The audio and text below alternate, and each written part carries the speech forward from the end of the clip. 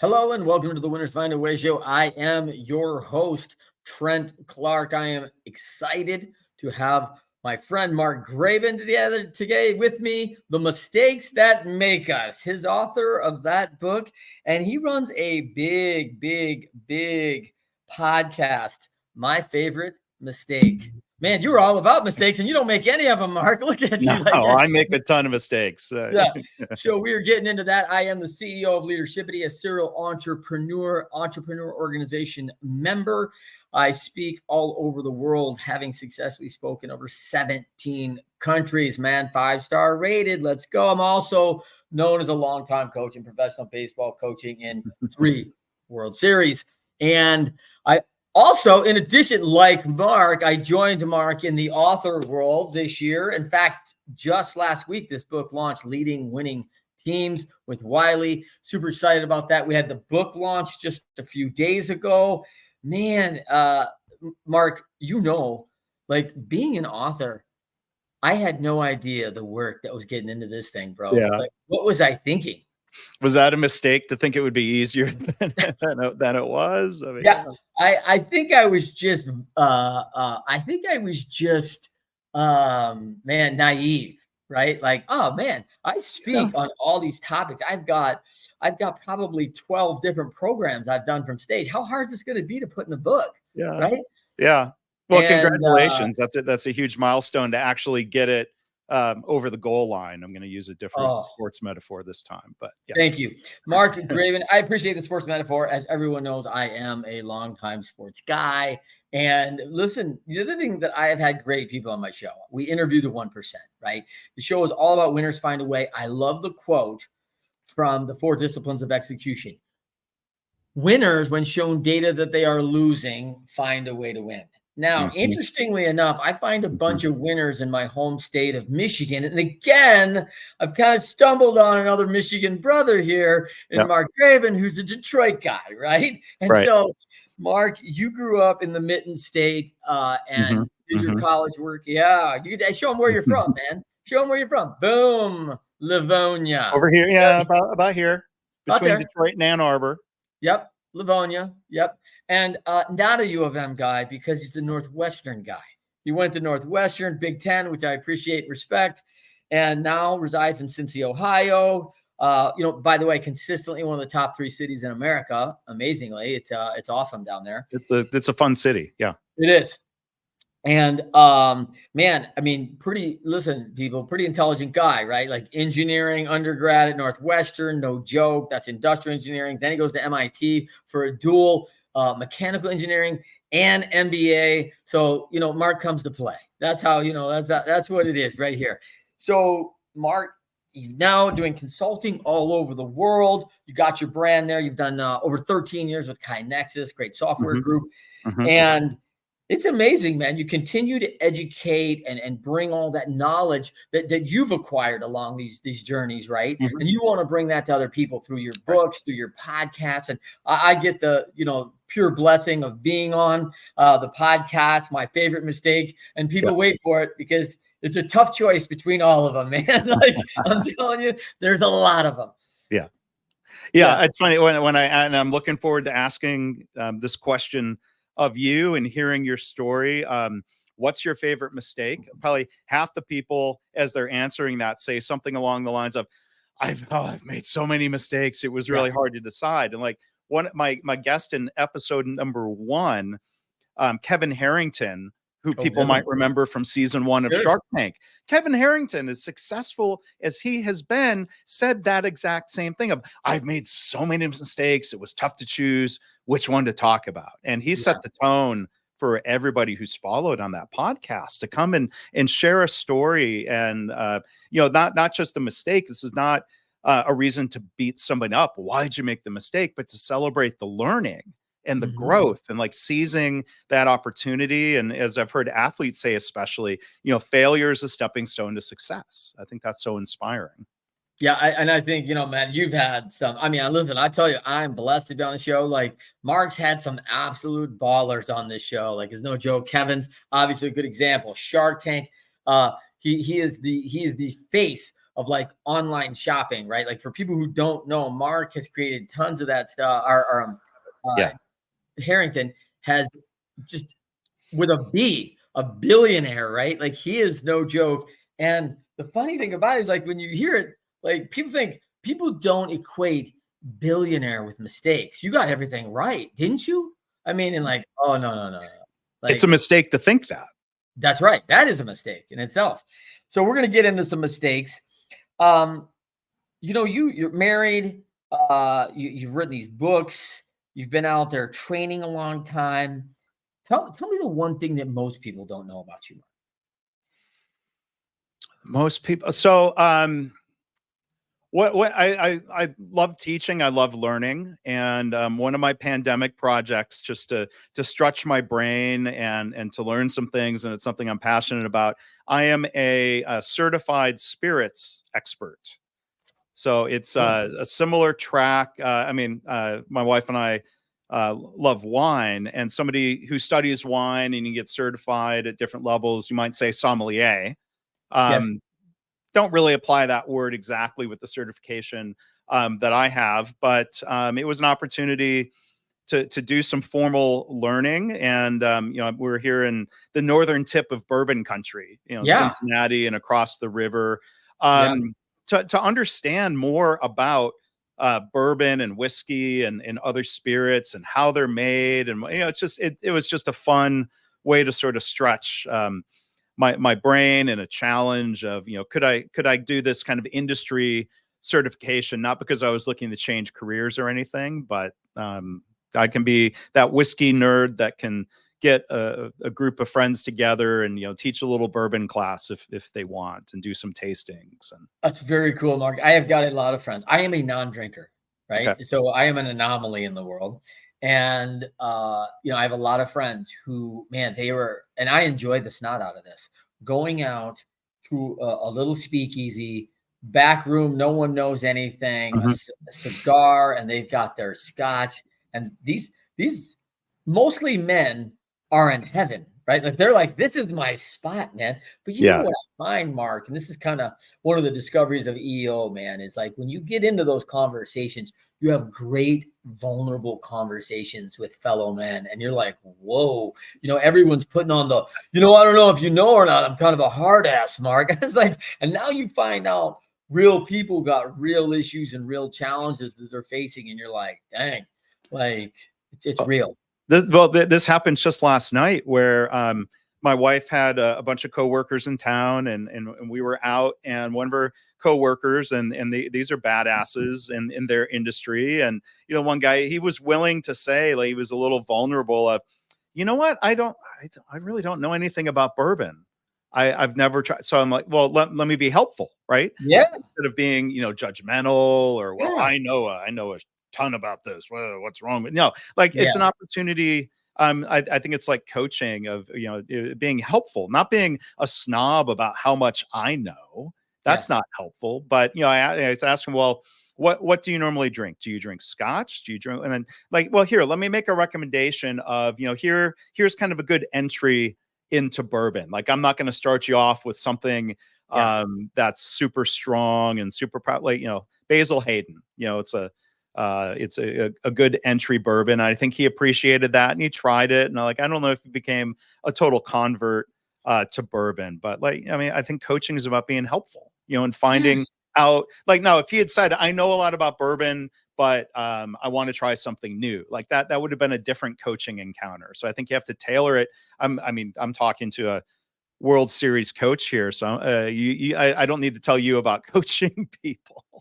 Well, I think, Mark, that you're right on the spot here, though, because one of the things you really touched on that I appreciate as and really uninformed, right, person of spirits, because when you said, I'm a certified spirit expert, I thought we were going to do tarot card reading or something. Like, I got nervous there for a second, and then but like, I do feel I feel like a novice. I feel a little bit uncomfortable when especially when I may be entertaining. I do a lot of retreats with some really high end, 1% folks who've obviously done a lot of things, and they all got their NetJets card. And I'm like, man, like, and then, the waiter comes over like, oh, the Somalia, Mr. Clark, let me show you the wine. I'm like, hey, man, you might as well have brought stuff to me in Greek, man. Like, Yeah. I don't know. Like, I am instantly looking for someone at the table to pick me up on this, because I recognize, like, I am not the person to be doing this. I'm not qualified.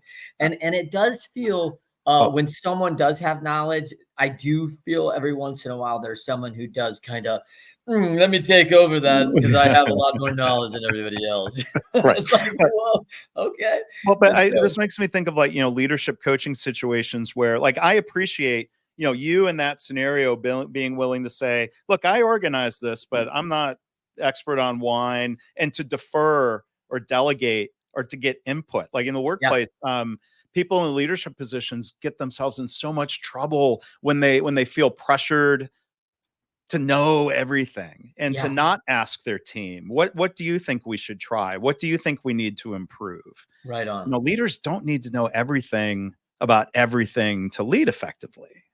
Yeah, I love this, Mark, because I tell a lot of people, the greatest leaders ask the best questions, not have the greatest answers. Like, and everyone's like, I don't know if you know or not. I'm the CEO now, and I'm going to be coming with a lot of answers. I was like, no, man.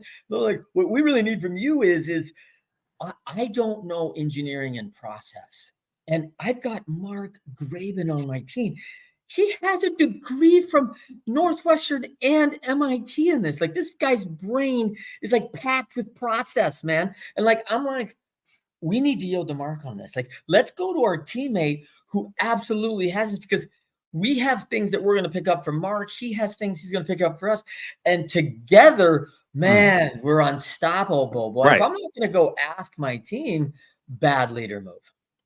Exactly. And I mean, you think, that's what makes a team. A team should be greater than the sum of its parts.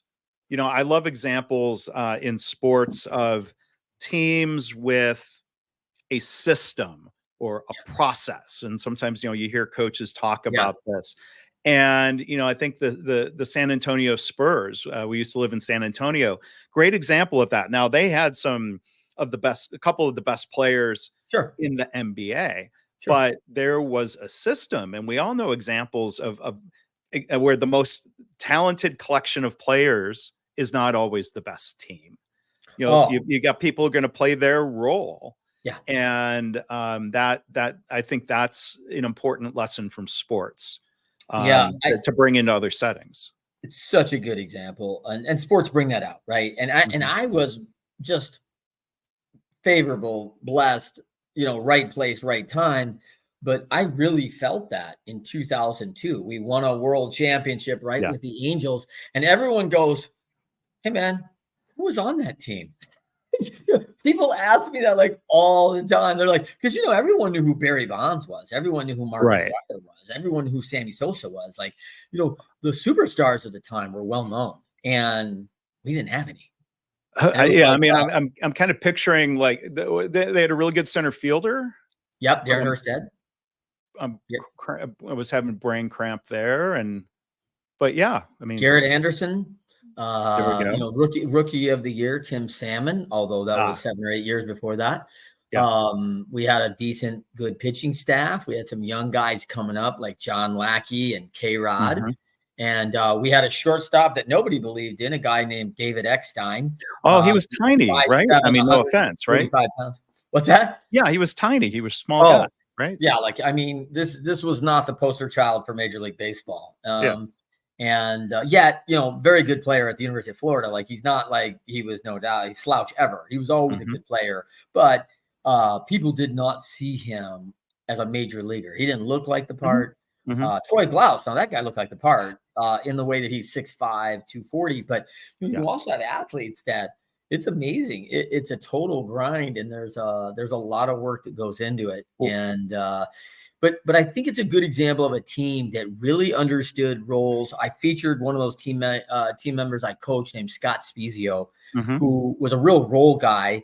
Son of a father who played in 3 World Series, and he and his dad are the only ones that won World Series, father sons, and they also won for the same organization. They both won with the Cardinals. And they both beat the Tigers, those sons of. I don't want to talk about that. Before my time, but 1968 World Series then apparently. 68, the Tigers won that Tigers, one. No, the Tigers won that one. My bad. Yeah, that's right. But it must have been a different series then. I think they've also played. Yeah. And then, he, of course, Spezio was on the 06 team that beat the Tigers. So that's when it was. Yep. Yeah. So at any rate, I really appreciate teams that understand there is a role, and our roles change, because in one day you could be our backup third baseman and playing a utility role where you might play some second base, some third base, some left field even, and then all of a sudden an injury happens and you are now the starting second baseman for a world championship caliber team. Yeah. And I know you haven't been playing every day, but the expectation is you will hit 300, you will get on base, you will do, and you're like, hey man, I've got like 31 at bats through June. Like, and all of a sudden you're going to have 140 by the end of the month. And you're like, whoa, that's different for me. Like, right. The role just changed, and the roles change all the time, from superstar 30-year-old to holding the accountability, almost a player coach at 37 years old, hit DH, a little bit of defense, but taking some time off the legs and hitting out of the 6-hole now instead of your lifelong 3-hole. It all changes. You know who that was here locally was Joey Votto coming into, like, especially last season. I think he was at 40 and he had been injured and he came back, and, he was playing exactly that role. The Reds had, these super talented rookies that he, was taking under his wing, and it was very much kind of like part-time player, bench coach kind of role. But then, it came time for the contract option. The Reds didn't see the value in him at the option price. It was something like $6 million.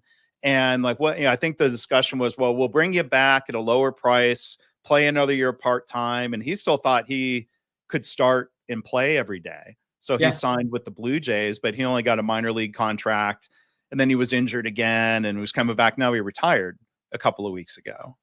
And, there's a lot of people saying like, oh, well, it's a shame he didn't, they love him here in Cincinnati. Yes, he is. And he is, like, Cincinnati's son, man. Why couldn't he stay, for one more year? But in a way, they're happy locally that he never had a cup of coffee with the Blue Jays, because now every major league game he ever played was for the Reds, and that's special. That is special, and that's unique in these days, right? And I do want to get into our 1984, because we were kids, in Michigan, and I have a couple, cool stories about that, because as an 84 kid, I was 14 years old. The 1984 Tigers won the World Series. We called them Bless You Boys. And Sparky was the manager. Right. Long time Cincinnati, the Big Red Machine. Manager. And then I, fast forward, not even, I was 14 years old, bro, like running around, not even fast forward under a decade. In 1993, I signed and I'm on Sparky's staff. Yeah. And I was like, cool. Holy cow. I mean, it was such a cool experience, because a lot of guys were back. Kirk Gibson was back. Yeah. Lance Parrish and Tram and Whitaker were still there. Yeah. And it was just, such a cool, and a guy, quite frankly, I don't tell everybody this, but I disliked Larry Herndon as a player. I really disliked him. I was an outfielder, and I was like, man, Larry should be doing this. Larry, and I was critical of him as a player. And he was on the coaching staff when I got there, and he was like the best guy to me of everyone. And I was like, and I kind of like, Larry, you're so cool, and I really didn't like you that much as a player. I had to admit to the guy, like, man, like, he is such a good person. And it was and that's when you find out the human side of things, right? Like, man, we almost villainized this guy because he didn't make the right throw, or he's not clutch when guys are in scoring position. And then you meet the person, and it's an incredible human being. Or, by the way, this has also worked vice versa for me, Mark. Heroes, and then you meet him and go, Well, here, I know you're the host, but I want to ask you a question. So did you run across Barry Bonds, and is he as big of a jerk as he is? He's got a legendary reputation. Mark, we're live, right? Yeah, so You don't I have to did. answer I that. mean, It's like, your so show. Barry, I was in the league the whole time Barry was in the league. Like all Yeah. my 13 years, Barry was in the league. He was in the league Yeah. a long time and a great player. I was just on 108 stitches with the Detroit Motor City Madmouth. And I love that baseball show. They were asking a lot about Barry. Yeah. And I think it's really hard. I'm a huge fan of Barry Bonds as a player. I mean, Yeah. you look at the statistics, it's really not close. Like, and the stat I like to remind people of how many intentional walks he had with the bases loaded. Yeah. That's wild. Like, Yeah. like, That's just we're walking. just foregoing a run because the amount of damage he could do otherwise is not worth the juice isn't worth the squeeze. Walk him, right? Yeah. And so that tells you the threat he's always had. It's amazing. I would say Barry has a very healthy reputation of not being a great clubhouse guy, of being kind of Barry's way. And that's unfortunate. I think it's not far from off. Perception is reality for most people. I will say this though about guys like Barry Bonds, and I say it a lot because Ken Griffey Jr. is another one, longtime Cincinnati guy. Mm-hmm. These are sons of major leaguers, and they Uh-huh. grew up at the baseball park. Like the rest of us were kind of we were on short-term leases. They were home. They lived there. Yeah. They had a very different perspective of what the major leagues were as sons of those great players too. And I saw that very closely. And I recognize that there's a little bit of an edge, a little bit of a chip there about that. Mm-hmm. But part of it was like, it was like none of us could really understand their experience. So I think it did taint Barry's career. I'm very adamant that I think he probably belongs in the Hall of Fame. He was by far the best player, and I understand the steroid, and I do like Bob Costas' standpoint where he says, let's put an asterisk next to his name. You can call it the juice ball era, whatever you want to do, but I'm also a historian of the game. And if we want to talk about history of baseball, you don't have to look far to find out there were all sorts of cheaters, right? Mm-hmm. Like Ty Cobb, like back in 1900, all the way through a Tiger, by the way, we love Ty Cobb. We're the only ones who like Ty Cobb, by the way.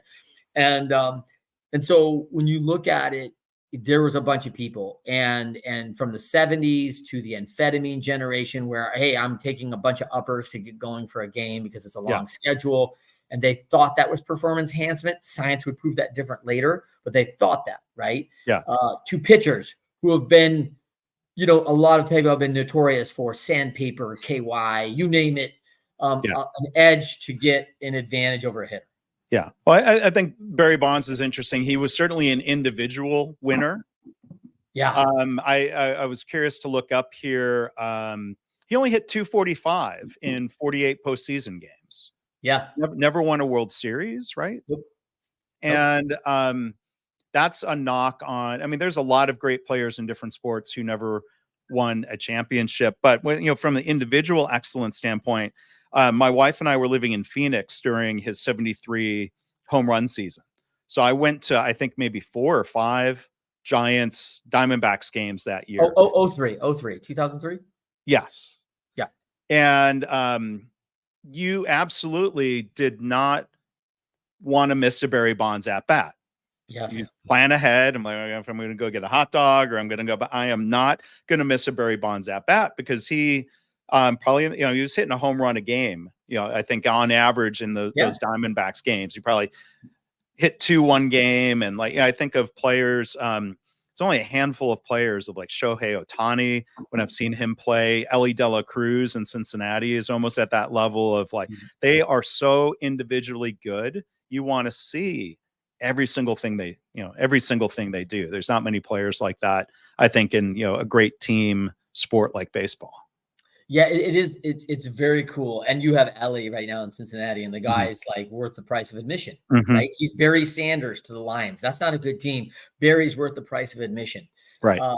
We had a really great team in Cleveland. And I used to tell people, I love this, is that I was there for Albert Bell's 50-50 year, 50 home runs and 50 doubles.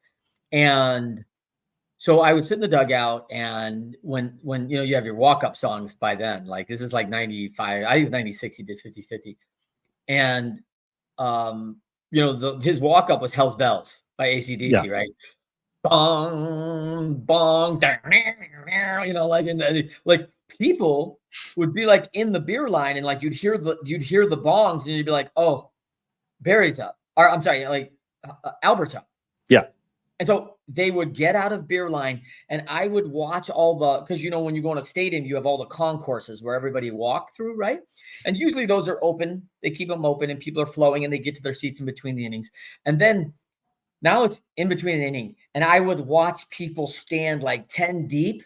They got kids on their shoulders, and every concourse had everybody 10 deep on their tippy toes to see what Albert Bell was going to do for the at-bat. Yeah. So I really appreciate you reminding me of that memory with Barry, because Barry literally he hit a home run every other game. His average was almost 1 per 2 games that year. Like, that's bonkers, man. Like, this is crazy. And I mean, on base percentage is appreciated more than it was back in 1984. But you don't want to watch them walk, right? Yeah. Intentionally, or if they're just being super careful and not giving them anything to hit, the intentional walk. But yeah, Albert Bell, I just did a quick stat lookup. I mean, he would have been a surefire Hall of Famer if he could have played until he was 40. Yeah. The trajectory he was on, it was a bad hip, wasn't it? Yep. He had a hip degenerative issue, and Lloyd's of London paid him out. Oh, really? You got to insure guys like this, man. Like, he's like on a $40 million deal left on for the Orioles or something. And it's hard, man. Like, when things like that happen. And Albert was also not known as one of the best clubhouse guys in the world. And knowing him personally, I really, he was one of these guys, Mark, who wants to be like, you come into the office and tell your assistant, like, hey, listen, I've got a lot going on today. Hold all my calls, and nobody comes in. Yeah. Well, that's not exactly how pro sports work, right? Like, you just don't get to shut the media out and just go like, hey, I need to focus on getting my work done. Which he was very focused. And probably you really appreciated, Mark, his dedication to the process and his preparation. Because from an engineering standpoint, he was better than about 99% in the major. Mm-hmm. Yeah. And it's just fine. Thinking of where was I going with that? I lost here's my mistake. I was interviewing. Okay, I'm back on track. My most recent mistake. I had a brain cramp here. That happens. I interviewed somebody recently on my favorite mistake, who was, get this, professional table tennis player from Slovenia. Love it. And he, after retiring from that, coaches a lot of athletes. He coaches a lot of executives. And he was talking about, like, people who reach the pinnacle of a sport. It's often driven by like real anger somehow from their childhood. Oh, yeah. And they use sports to get away from a bad home situation, or they have this grudge or almost just this hatred of, like, as a driving force, as opposed to players who seem to have, like Ellie De La Cruz on the surface is like, this dude loves the game. He's always smiling, and like that mode. It seems like there's these two camps of like, I've got something to prove. Like Tom Brady, not considered a jerk, but he had that chip of like, all these teams who didn't draft me.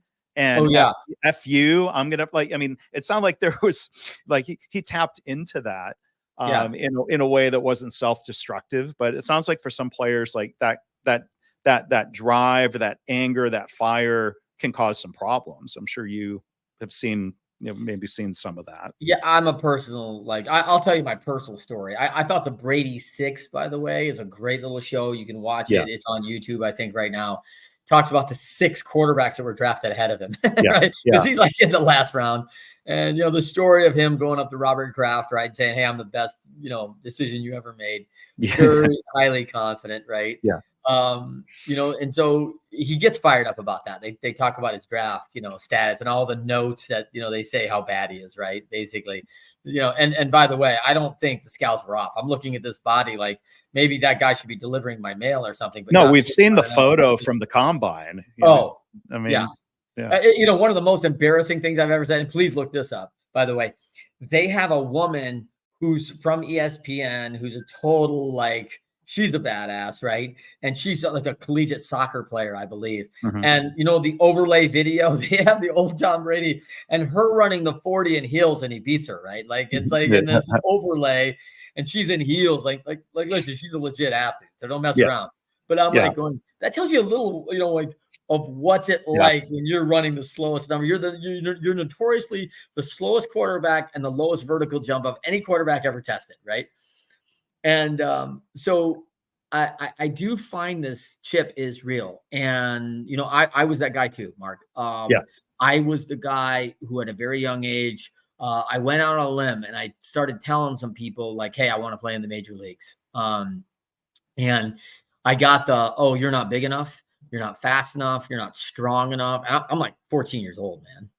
And I was like, wow, that seems like early judgment, man. I'm still growing. and were you I didn't grow much more than that. Were you the best player on your little league or youth team? No, I was not the best player. I played on my, I remember I was playing in the big regionals and I was over in Detroit. We were playing for the regional to go to the nationals and we were in the final game. And the coach pinch hit for me in the 6th inning. And I'm like, you gotta be kidding me, man. I was the guy who wanted it, man. Yeah. And people are surprised when I tell them how many major leaguers don't want the at bat in the bottom of the ninth. They don't want that responsibility. Really? They don't love it. Right. And I was that guy. And I really developed a chip, Mark. Everyone's telling me no, and I'm going to show them. And I don't know how healthy it is, but it was definitely a driver, man. I mean, there's a level of anger that stews on that. And it's a challenge I've had my whole life. I have been through a lot of counseling, man. I'm an abused kid. I came through a couple things and so the counseling's been very valuable, but I've always seen myself as a guy who's intense and I simmer. I'm like a volcano. I'm just simmering and everyone goes, oh, look at the beautiful volcano. That's really nice. Until it erupts, everything's good. Yeah. It is a beautiful volcano. I always have to be aware that I can be that guy. I can erupt and I'm not that far off. This isn't I'm always cool, calm, and it's going to take a long time to get this volcano up. I'm not that guy. And I have to be very aware that fuse isn't very long. Yeah. Well, and being aware of it and, in this day and age, more people reach out to help with therapists. I've done so over, some workplace challenges or other things I was trying to figure out about myself. Why do I get upset about certain types of things? And is it a me problem or is the problem am I upset for good reason? We're human. We have these emotions and I always try to, encourage people. There's absolutely nothing wrong with reaching out to a therapist or a counselor or a psychologist. I mean, look, sports has helped normalize this. The idea of a sports psychologist, that is a positive influence on people. I've had 2 members of the U.S. House of Representatives on my podcast. Will Hurd was my guest in episode 2. He's no longer in Congress. And then Adam Smith from Washington, who is still in Congress. And we both talked in the episode, for one, how rare is it to hear a politician say they've made a mistake? Yeah. And they shared stories about, their first campaigns ever and mistakes they made and how they either bounced back soon or, the next time they ran, in Will Hurd's case. But Adam Smith is very rare. He's written a book and talked about mental health challenges that he's had, even as a member of Congress and going through therapy. And, there was a day and age where politicians would never admit that because the public wouldn't tolerate that. Yeah. But things have changed, thankfully. And, hopefully, there's better opportunities for people to get help. Let's stay with that. I do feel like there's this level of, I don't know if it's our grading system Mark, I don't know what it is, but if you're not 90%, you're a failure, right? Well, I come from a baseball environment, right? 30% success was like 10 million a year, bro. Like it's crazy. Now it's a David and Goliath story, right? Yeah. Baseball is a me versus a pitcher and 8 of his closest friends all trying to get you out, right? Like it's a 9-on-1 kind of story, right? It's not exactly fair. And there's a boundary to it on each end. You can't do anything in the foul territory and have any value. So it's really an overcomer story. And so you get used to mistakes. You get used to failure. You dig into these reps of coaching and feedback. And man, it's such a gift.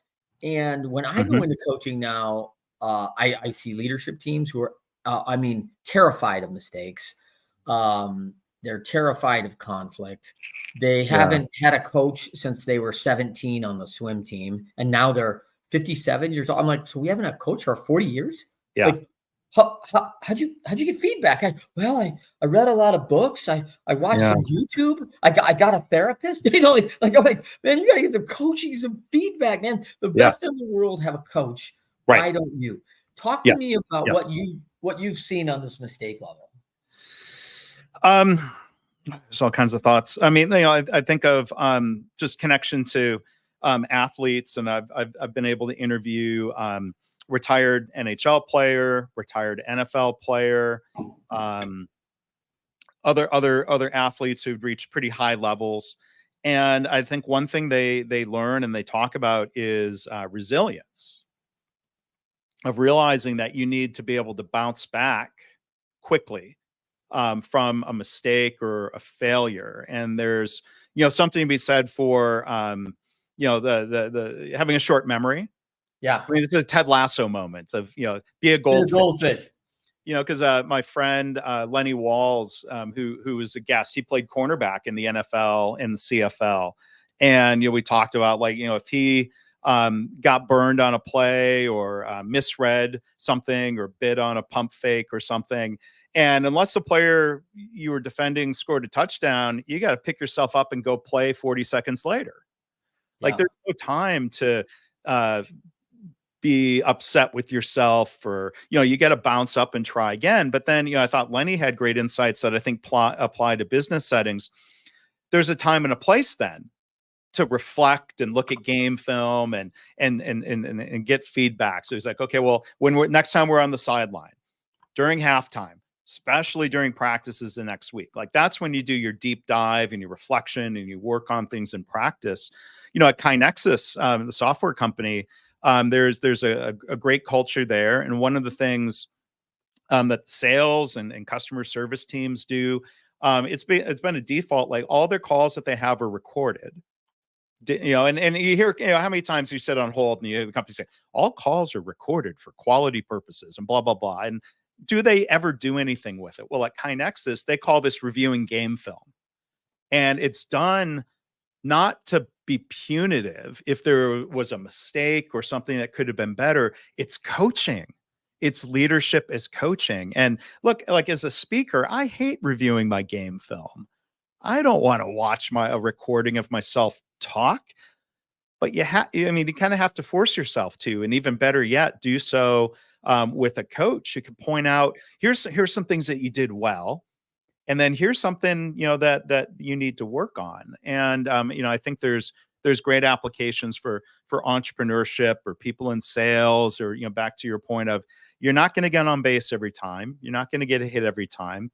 In Major League Baseball now, 250 is a good average, yet alone 300, because the game has changed, and you want that on base percentage, and the metrics change. But I never reached a high level of sports. I played Little League Baseball. I played high school tennis. I lettered. I wasn't really that good, but I was a team captain. I think I was a good teammate, and there were good reasons to have me around. But now, I played college. I played drums in the Northwestern marching band for 4 years, and that was a pretty high level of performance with a fair amount of pressure, and coaches that were demanding.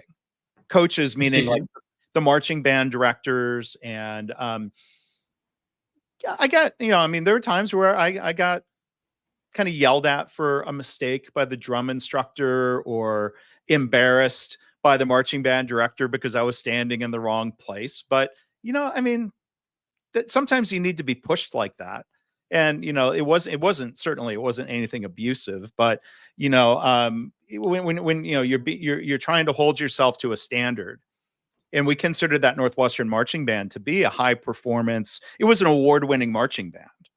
And there Yeah. was a long tradition and a long history. We weren't the biggest marching band in the country, but we wanted to be the best. And so I learned a lot of great leadership lessons. And I think of mistakes I made as a leader, from being immature, from being impatient, not having empathy for others, of like yelling at one of the other drummers of like, why the bleep don't you know your part? And like, you don't know if someone's got a sick mother or different issues, or they're struggling in a class. And like, just like, it's just, I guess you build maturity and empathy, and it helps you be a better coach. You can hold people to a high standard without going overboard in some of your reactions to a mistake or a problem. Yeah, I think it's a great lesson. And unfortunately, I think a lot of us, Mark, like yourself, you have to go through it, and you have to make your errors and mistakes to learn from it. Because I've done it. I've been guilty of it. I've, been tough on a kid and a hard thing, only to find later, his mom's passing away and he's going through a very hard time. And, Yeah.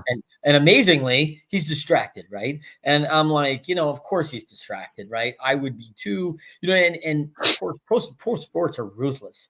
No one cares what's going on in your life at 7:00. Like, Sure. you are there to perform. I have paid my ticket, Mhm.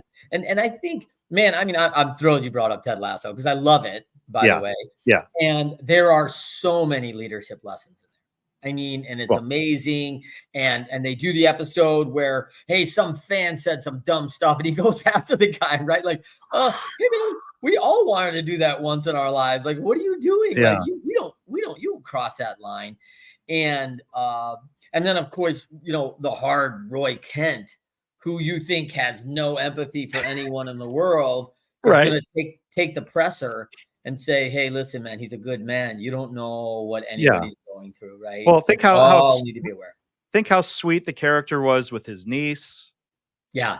And it's a different side than people saw. But I also interviewed someone on My Favorite Mistake, Brian Biro, who was coaching a different sport at UCLA and got to know John Wooden, the late great John Wooden, really well. Great. And he also got to know Pat Summitt, the legendary and now also sadly departed women's basketball coach from Tennessee.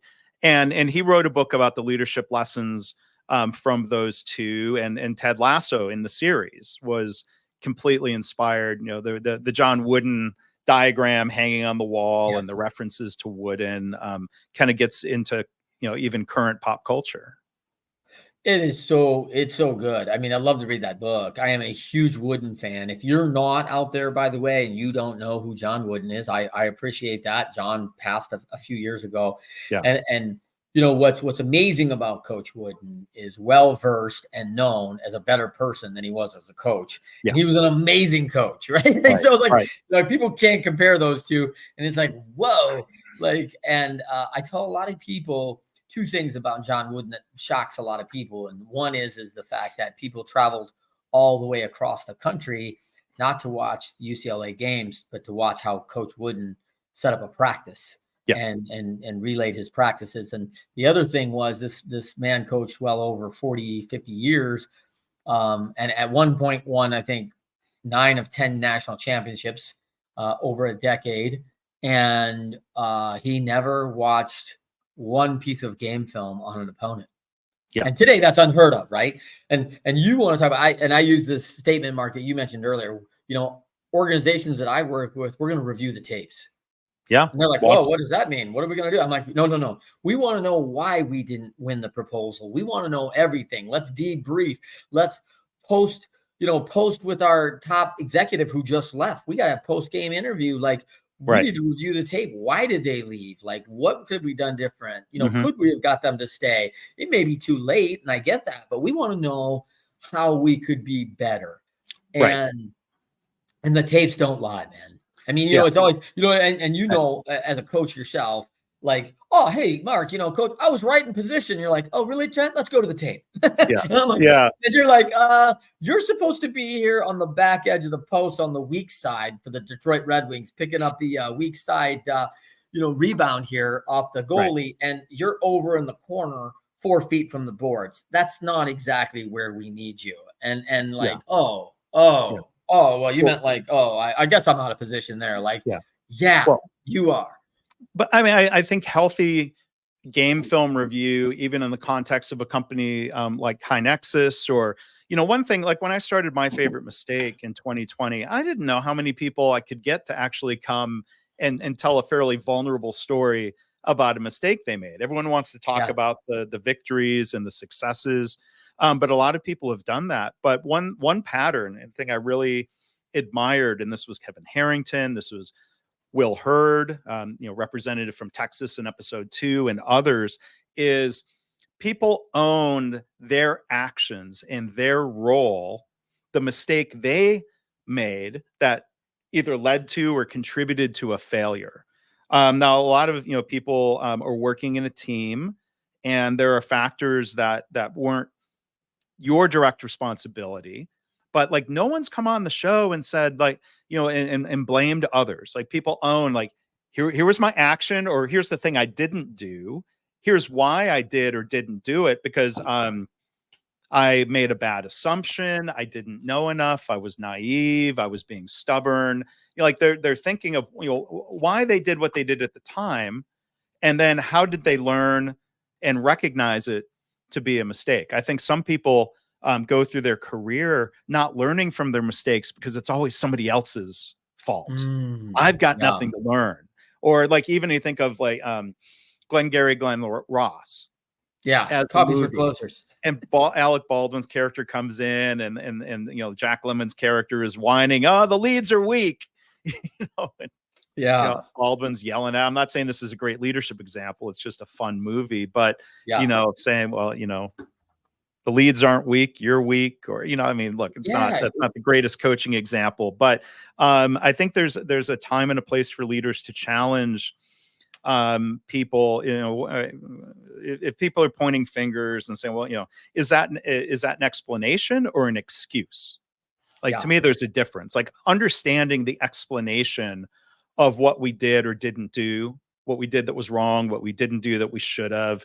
Like, that explanation can be channeled into something constructive, where I think, Alec Baldwin was just sort of pressuring and shaming and, cursing at people. But I think you can challenge people and say, look, don't make excuses. Don't point fingers.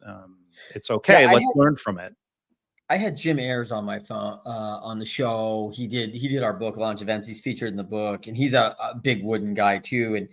And man, there was just a lot of things that came out in that. And he talks about some of the things that he learned along the way, his leadership behaviors. And, you're talking about that humility and meeting commitments. And one of the things I loved was he's like, I give credit as a leader and take blame.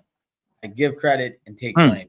Sure. It's really important that as a leader, we are about responsibility, right? And and that's the word I would use. I would say I take responsibility rather than I take blame. But yeah.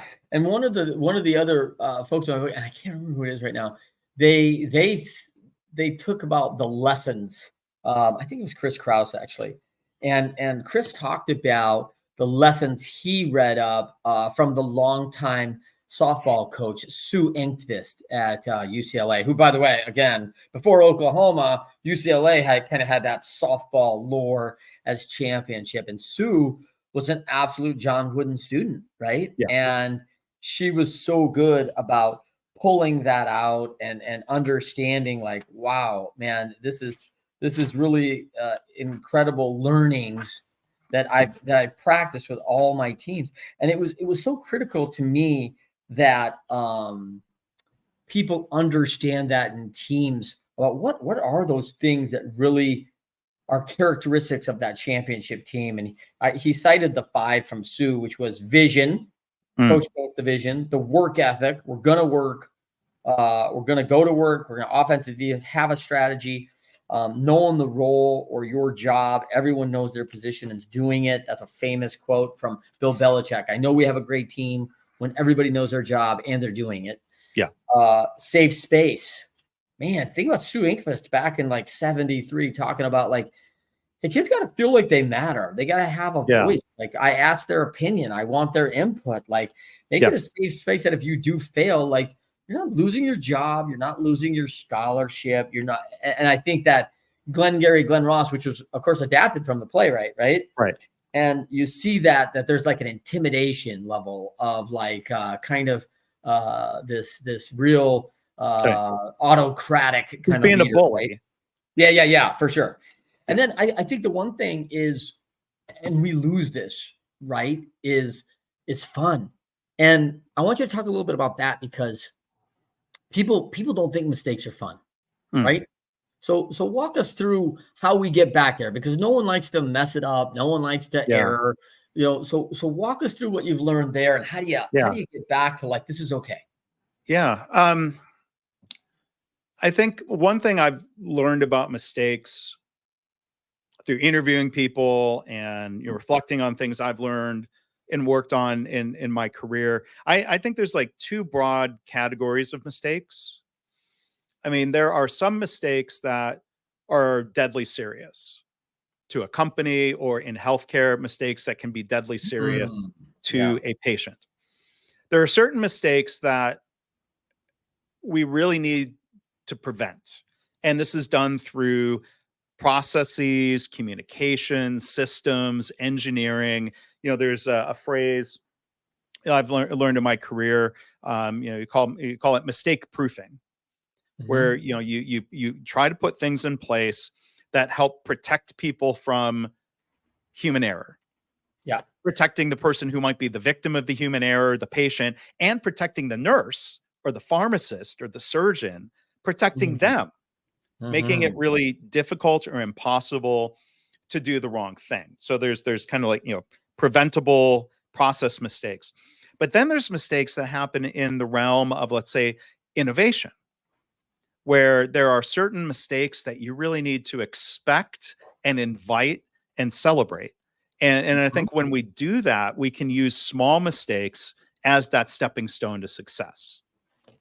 Learning from and being able to acknowledge and break down and evaluate a small scale mistake helps us learn and improve so we prevent catastrophic failures.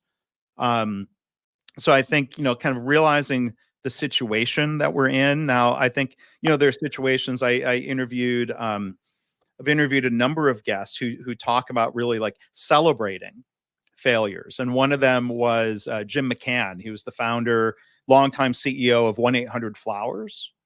He did a lot of TV commercials for them back in the day. And I was really thrilled to interview him. And he was one of these companies who said, well, we try to have a fun culture.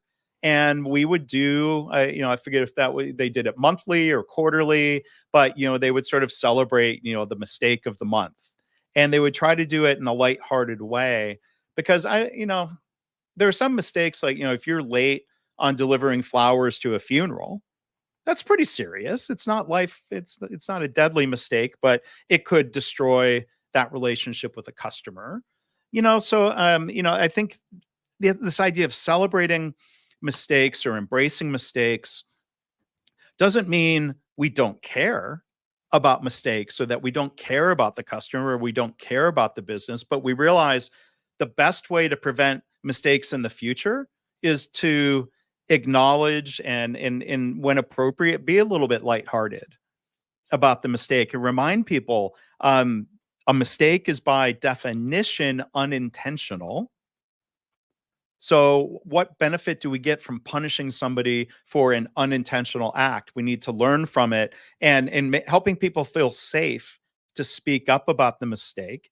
Again, like in some businesses, totally appropriate to say, okay, we're going to celebrate the mistake of the month. I think in a hospital that would be really tone deaf to take sort of a lighthearted kind of view. So I think again, like it's very situational, but there are some people in their cultures where it makes sense to be a little bit lighthearted about what we're doing. But I think what wouldn't be good is like, oh, haha, we're laughing at Trent because he made the mistake, and then just leave it at that. You can be a little lighthearted about it, but then you've got to follow it up with something that's focused on improvement and not repeating the mistake. Yeah. I love that. First of all, when I think about that deadly serious, I have good friends who own companies and lockout, tag out, right? Like gotta lock it out, like OSHA regulation. These are deadly serious. The reason OSHA comes in, if you turn this on and you're standing in water, you're going to be electrocuted. Like this isn't a maybe. This is going to happen. This is going to kill somebody. It's going to be deadly. This is a process we cannot allow. This is a mistake-proof issue. Lockout, tag out saves lives, right? And so I always, cite that example. I love that deadly serious. Hospitals are a great example. Patient safety, healthcare, man, knowing what you're getting into is so important. Right. But that's where I think, like, real quick on lockout, tag out, a small mistake might be not locking out and tagging out the machine. And that's where leaders have an obligation to hold people to the standard. Now, I wouldn't say I wouldn't necessarily say firing somebody for not doing lockout, tag out is the best approach. But there may be a time where punishment to some degree is completely appropriate, because you want to send the message that that first time somebody doesn't follow a safety procedure doesn't guarantee that they're going to get hurt or killed, but you can't let the standards slip. You can't just wait until the time someone got electrocuted and then say, oh shit, okay, we've got to be better about lockout, tag out. That's too late. Yeah, you're exactly right. You've got to learn from these process breakdowns, and you can hold people accountable. Now, there might be some industries where you make very clear this is absolutely a fireable offense, no exceptions. You could set that expectation. But I think there's also kind of a spectrum between bad choice, intentional decision of like, I don't feel like doing the lockout, tag out today, I'm not going to get killed. Versus I was under a lot of time pressure and management was yelling at me to get the equipment up and running again. So I cut some corners. That's different. And then there's the whole like, oh, human error. I forgot. So how do you set it up where people can't forget to lock out, tag out? And there's kind of a spectrum. In healthcare, in some ways, there has gotten a little better. There's a whole mindset and framework called just culture, JUST, of trying to evaluate when something goes wrong, does it merit individual punishment, or was this a systemic problem? And I think it's counterproductive to punish people for something that really is a systemic problem. You need to focus on learning from the problem, not repeating it in the future. And punishment can get in the way of that. I love 2007 Disney movie called Meet the Robinsons, which is all about innovation, young orphan kid, and he, builds this thing, goes into the future. And it's all about celebrating errors and mistakes. And it's interesting, like celebrating the difference when, that's not what schools are doing, right? Like you're wrong. No. It's incorrect. Right. And like, it's like, oh my gosh, punishable offense by bad grade. And like, don't get into college. Like there's always consequences to making a mistake, almost eliminating our ability to go out and try, right? So, Mark, to wrap real quick here, because we got to get going. I want to respect your time, of course, and the audience is loving it. Like, last step that you'd say for someone who's challenged right now, who's struggling to get over those mistakes. Of what step should they take?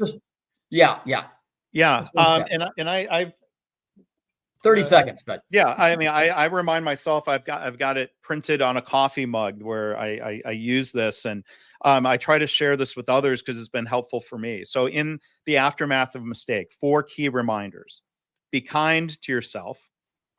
Nobody's perfect. We all make mistakes. The important thing is learning from our mistakes. Reminding myself that helps me, and I hope that helps others. We are wrapping with that. I love that, Mark. Mark, thank you so much for being on the show. Winners Find a Way show every My week, mic every drop. Friday. Yep. I'm going to lose you here. So you hold that book up real quick. Yeah, sorry to interrupt you there, but here's that's the right. book. Mistakes That Make Us. You're going to see us on a show coming up every Friday, 1 o'clock or 12:30 p.m. Eastern, 9:30 a.m. Pacific. Winners Find a Way show. We'll see you next time.